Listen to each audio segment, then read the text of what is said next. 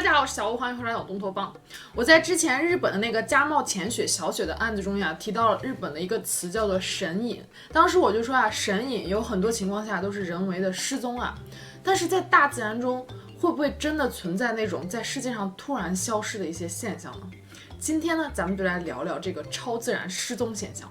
1930年的时候啊，加拿大的一家报社登出来了一篇报道，引起了很多人的注意。这篇报道的题目是神秘消失的爱斯基摩部落。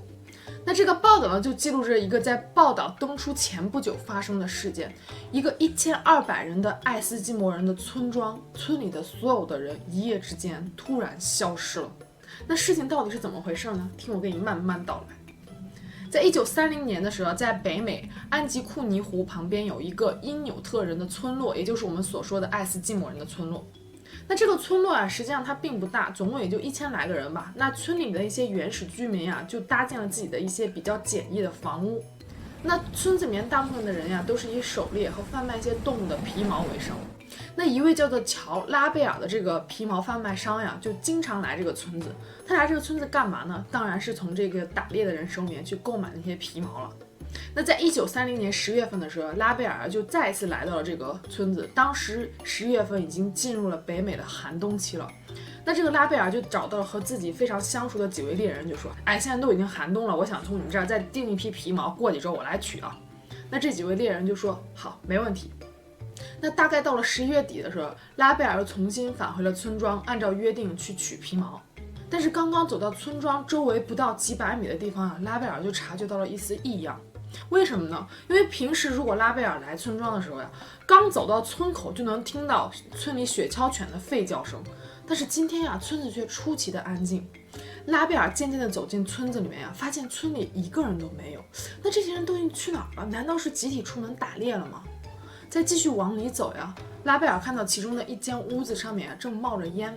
那拉贝尔就走进了这个屋子里面，他看见这个屋子桌子上面摆的吃的呀，已经结上了厚厚的一层冰，就说明这家人可能已经离开很久了。然后床上呢放着貂皮大衣，骨针呀就插在貂皮大衣上，可见这家人离开的时候呀是匆匆离开的。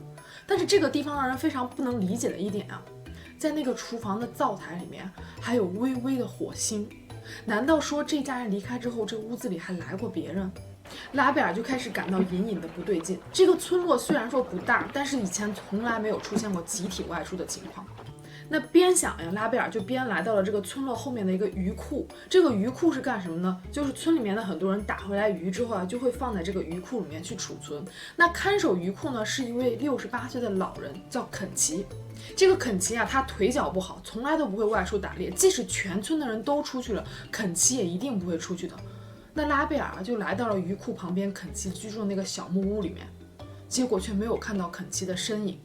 小木屋里面有一些散落一地的一些玻璃渣，有像是轻微打斗过的痕迹，但是肯奇的猎枪呀却倒在一边。拉贝尔从肯奇床头的枕头下面啊翻出来了肯奇的日记本，那日记最后停留的时间就是在几周之前。但日记的最后一页说到一件事呀，让拉贝尔觉得有些背后发凉。肯奇说他在天空中看到了奇怪的火光。那顺着鱼库呀，拉贝尔就一直往村外走。在村外有一片村子居民的公墓，也就是墓地。但是刚刚到达墓地，眼前的一切却惊呆了拉贝尔。墓地里面很多坟头呀，一看就是被人掘过的样子，而且坟头里面完全看不到任何的尸骨。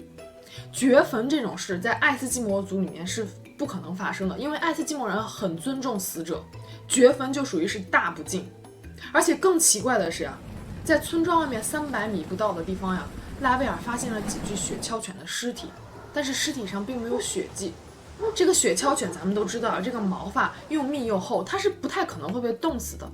那不是冻死的，难道会是被饿死的吗？但是为什么狗狗不去村里去寻找吃的呢？村里还有那么多食物剩下的。拉贝尔当时非常的害怕，就赶紧从村子里面撤出来了，连夜赶到了几千米之外的一个电报站，就向当时的加拿大皇家骑警队发了一个电报，就告诉了皇家骑警队这件事情，请求支援，要求他们调查。那没几天呢，加拿大有一家叫做 La Paz 的一个报社呀，就登出来这样一则新闻，就爆出了这个安吉库尼湖旁边这个爱斯基摩村落中间1000多个人集体消失的现象。随后各大报社就开始争相报道。那这个小小的爱斯基摩的村庄啊，也当时被人们称为是死亡之村。但是加拿大的皇家骑警队啊，调查之后却给出了一个非常惊人的结论。皇家骑警队说根本就不存在这样一个村落，更别说村落里面的人消失了。那当时警方的说辞是说呀，在这样一个偏远的地区是不可能存在一个人口高达1000人的这样一个村落的。但是后来却有人扒出了2次皇家骑警队曾经到这个安吉库尼湖旁边去调查的记录。第一次是在1931年1月17号的时候，也就是事件发生之后的几个月，当时负责调查的警员叫做尼尔森。第二次调查的时间呢是在第一次调查之后的几个月。在1976年出版的一个叫做《命运》的杂志中呀，一名叫做怀特·惠伦斯的作者发表了一篇文章，叫做《重访消失的村庄》。那在这个文章中呀，这个惠伦斯就提到说，他曾经有看过这个警方的记录，警方的记录上显示说，警方曾经在安吉库尼湖旁边发现了一个爱斯基摩人的村落，村落里面没有一个人，所以警方怀疑这个村落是季节性的，或者是永久废弃性的，跟神秘失踪没有任何的关系。但是警方为什么要欺骗大众说没有这样一个村落呢？是害怕引起民众恐慌吗？那消失的爱斯基摩人到底去了哪里呢？有一个说法呀，当时是说会不会是被野兽给攻击了？因为当时拉贝尔走到村外公墓的时候，就发现有掘坟的现象，那会不会就是当地的一些像是熊之类的野兽把坟给刨开了呢？但是如果是遭遇到野兽攻击的话，那村民的屋里面应该会有血迹和打斗的现象，但是都没有。那另外一种可能就是说，会不会是这个村子里面所有人集体搬家了呢？就是像警方所说的，他们突然之间搬到了其他的地方。因为爱斯基摩人本来就是半游牧民族嘛，那突然集体搬家这种可能性也不是没有，但是很小。为什么呢？因为当时是正值寒冬，在那个地区它的风是非常强劲的，而且在大雪中人们很容易失去方向，就很容易被饿死冻死。另外就算退一万步说，真的是整个村落里面的1000多个人全部都集体搬家的话，他们为什么不带食物走？为什么会匆匆的离开？包括床上放着那些貂皮大衣，还有缝制貂皮大衣的骨针。最重要的一个问题是，为什么他们不带狗狗一起走呢？雪橇犬相当于爱斯基摩人的坐骑啊，他们为什么会留下狗狗自己离开呢？就这样，这个安吉库尼湖旁边爱斯基摩人村庄神秘消失事件就成了一个都市传说。当然呀，这个都市传说是真是假没有办法判别，因为我没有拿到任何的影像资料。但是呀，这绝对不是历史上唯一一起神秘失踪事件。在1861年的时候，在加拿大的坎伯兰地区，一艘名为亚马逊号的轮船啊就被建造出来了。但是这艘叫做亚马逊号的轮船啊，自从被建造以来，可以说是霉运连连。在它首航就是处女航的时候呀，亚马逊号轮船的船长就不幸去世了。在后来的航行中呀，亚马逊号曾经在英吉利海峡呀撞到了另外一艘轮船。虽然说亚马逊号呀没有受到非常大的损伤，但是呀，被它撞的那艘轮船呀就沉船了。